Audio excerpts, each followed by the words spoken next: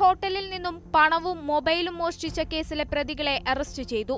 മാള പൂപ്പത്തി സ്വദേശിയായ അപ്പോഴംപറമ്പിൽ 22 വയസ്സുള്ള അനന്തകൃഷ്ണനെയും പ്രായപൂർത്തിയാകാത്ത ഒരു ആൺകുട്ടിയെയുമാണ് പിടികൂടിയത്.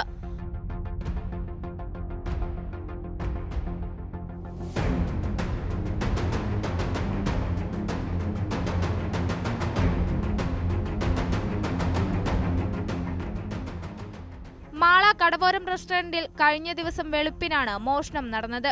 അനന്തകൃഷ്ണൻ മുൻപും മാളയിലും പരിസര പ്രദേശങ്ങളിലും നടന്ന മോഷണങ്ങളിൽ ജയിൽ ശിക്ഷ അനുഭവിച്ചയാളാണെന്ന് പോലീസ് പറഞ്ഞു.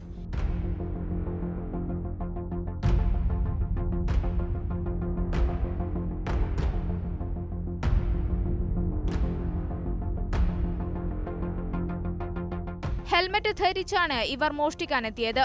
എങ്കിലും CCTVയും മറ്റും നോക്കിയും സംശയം തോന്നിയ പ്രതികളെ ചോദ്യം ചെയ്തപ്പോൾ കുറ്റം സമ്മതിക്കുകയായിരുന്നു. ഹോട്ടലിലെ ക്യാഷ് ടേബിളിനകത്തു വെച്ച മൊബൈൽ ഫോണും ഹോട്ടൽ അടച്ചപ്പോൾ ഉണ്ടായിരുന്ന ക്യാഷ് ഉടമസ്ഥൻ കൈവശം വെച്ചതുകൊണ്ട് 90 രൂപ മാത്രവുമാണ് മോഷ്ടിച്ചത്. പ്രായപൂർത്തിയാകാത്ത ആളെ ജുവനൈൽ ഹോമിലാക്കി.